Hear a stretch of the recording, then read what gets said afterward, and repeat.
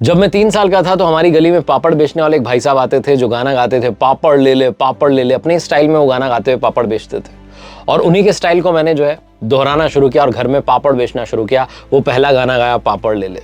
पापड़ बेचने वाले भाई साहब मेरे जीवन के पहले उस्ताद थे। ये कहना है उनका जो जीवन में संघर्ष को संघर्ष नहीं मानते बल्कि अपनी जीवन की यात्रा का हिस्सा मानते हैं। ये कहते हैं कि हमेशा कुछ ना कुछ सीखते रहिए, क्योंकि जरूरी नहीं कि टीचर ही आपको सब कुछ सिखाए, आप अपने आसपास के लोगों से भी काफी कुछ सीख सकते हैं। जैसे कि इन्होंने पापड़ बेचने वाले भाई साहब से गाना गाना सीख लिया और कमाल के गायक बन गए।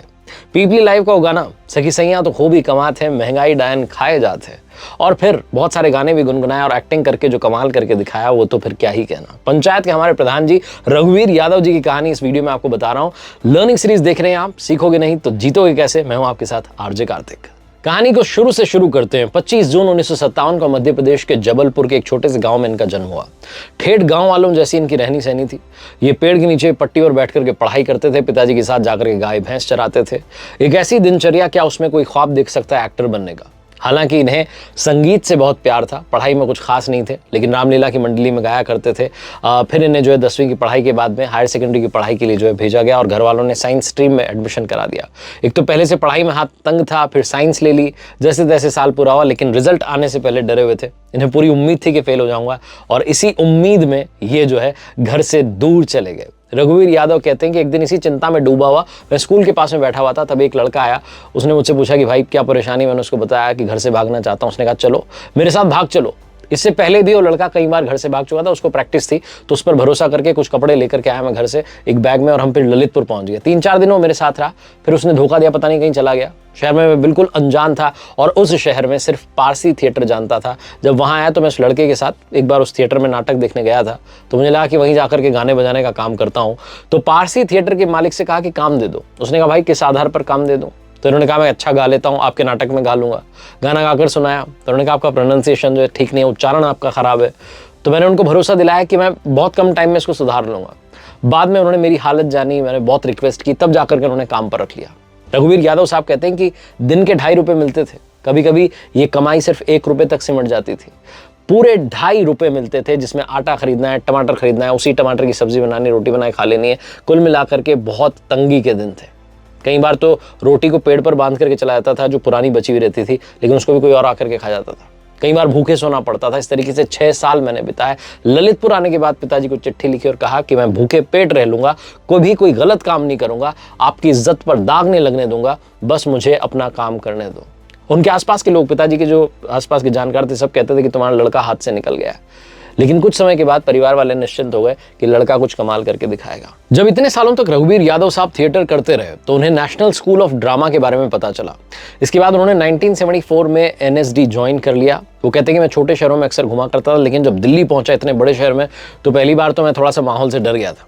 हालांकि एनएसडी में आने के बाद उन्होंने एक्टिंग की बारीकियां सीखी और वहां पर 3 साल का ग्रेजुएशन पूरा करने के बाद भी वो वहीं पर 10 साल तक थिएटर करते रहे। वो थिएटर में इतना रम चुके थे कि वो इसको ही अपनी दुनिया समझने लगे थे।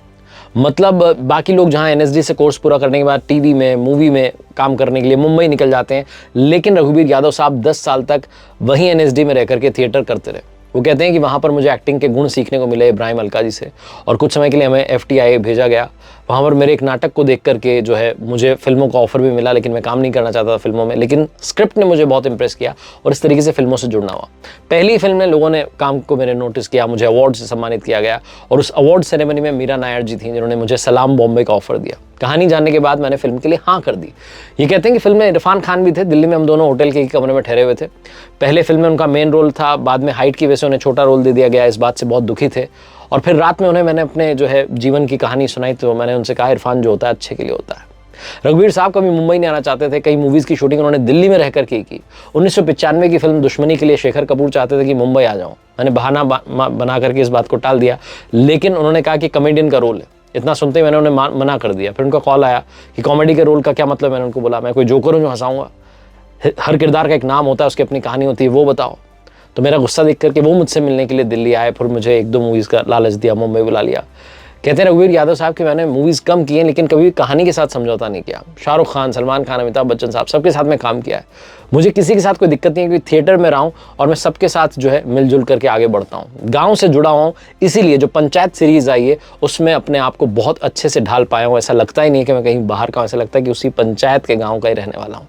तो अब आगे बढ़ते हुए आपको बताता हूँ कि मैंने रघुवीर यादव जी की कहानी से, उनके जीवन से क्या सीखा है। 5 बातें जो मैंने रघुवीर यादव साहब की लाइफ से सीखी हैं। सबसे पहली, आदमी अभाव में ही सीखता है। वो कहते हैं कि मोबाइल और गूगल को आप हटा दें, इससे जो खालीपन आएगा उसे पूरा करने की कोशिश कीजिए। यकीन मानिए, आप नहीं कहते हुए भी बहुत कुछ सीख जाएंगे। वो गीत गाना हो सकता है, खाना बनाना हो सकता है। आफत या मुसीबत बुरा समय नहीं होता, ये कुछ सिखा करके जाता है। मैं खुश हूं कि एक्टर हूं, क्योंकि एक ऐसा प्रोफेशन है जिसमें सब कुछ सीखना चाहिए। दूसरी बात, मेहनत ही सफलता की एकमात्र सीढ़ी और आसानी से हाथ नहीं आती है। वो कहते हैं कि मैं खुद की जिंदगी कहानी जो शुरू करता हूं तो मेहनत से शुरू होती है। मैं बचपन से ही आराम पसंद नहीं था। मुझे एक तरीके का काम मिलता है तो मैं दूसरे तरीके के काम के लिए जो है आगे बढ़ जाता हूं। काम वो है जिसमें आपकी रातों की नींद खराब हो जाए, इसलिए मेरी कोशिश रहती है कि अलग हटकर के काम करता रहूं। अगर आप चारों तरफ देखेंगे तो इतना काम बिखरा पड़ा है कि कहीं जन्म लेंगे तब भी पूरा नहीं होगा। तीसरी बात जो मैंने उनकी लाइफ से सीखी, हमेशा पैशन को फॉलो कीजिए। वो कहते हैं कि मैं मजे के लिए कहता हूं कि घर से भाग गया था। दरअसल मुझे पता था कि घर वाले नौकरी करवाएंगे, बिजनेस करवाएंगे, मुझे वो सब नहीं करना था। मुझे गाना था और इसीलिए मैं अपने शौक को फॉलो करने के लिए जो है वहां से निकला था और गीत संगीत से फिर मेरा सामना हुआ था। चौथी बात, वो कहते हैं कि बचपन में मुझे संगीत ने बहुत इंस्पायर किया। वो पापड़ वाली जो कहानी मैंने आपको बताई कि बड़ी लय में वो पापड़ बेचता था। मूंग के पापड़ ले लो, उड़द के पापड़ ले लो, और वहीं से मैं म्यूजिक की तरफ अट्रैक्ट हो गया। तो कोई भी आपको सिखा सकता है। और 5वीं बात, उतार चढ़ाव लाइफ में आते रहेंगे, आप सीखते रहिए, आगे बढ़ते रहिए, क्योंकि रघुवीर यादव साहब कहते हैं कि स्ट्रगल क्या होता है। किसी चीज को सीखना स्ट्रगल नहीं होता है। अगर आप ऐसा बोलेंगे तो फिर तो आप सीखेंगे ही नहीं। वो कहते हैं कि मुझे आज भी वो जो थिएटर के दिन थे जब मैं पारसी थिएटर के साथ जुड़ा था, वहाँ भूखा रहता था, काम सीखता था, आगे बढ़ता था, उसको मैं संघर्ष नहीं मानता, अपने जीवन का जो है सीखने का समय मानता हूँ। रघुवीर यादव की कहानी भी हमें यही सिखाती है कि लाइफ में ऊपर वाले के आशीर्वाद के साथ, अपनी मेहनत के साथ और अपनों के प्यार के साथ कर दिखाओ कुछ ऐसा कि दुनिया करना चाहे आपके जैसा। देखते रहिए हर सोमवार सुबह 9:30 बजे मेरे साथ एक नई कहानी, हर शुक्रवार सुबह 9:30 बजे लर्निंग सीरीज का एक नया वीडियो।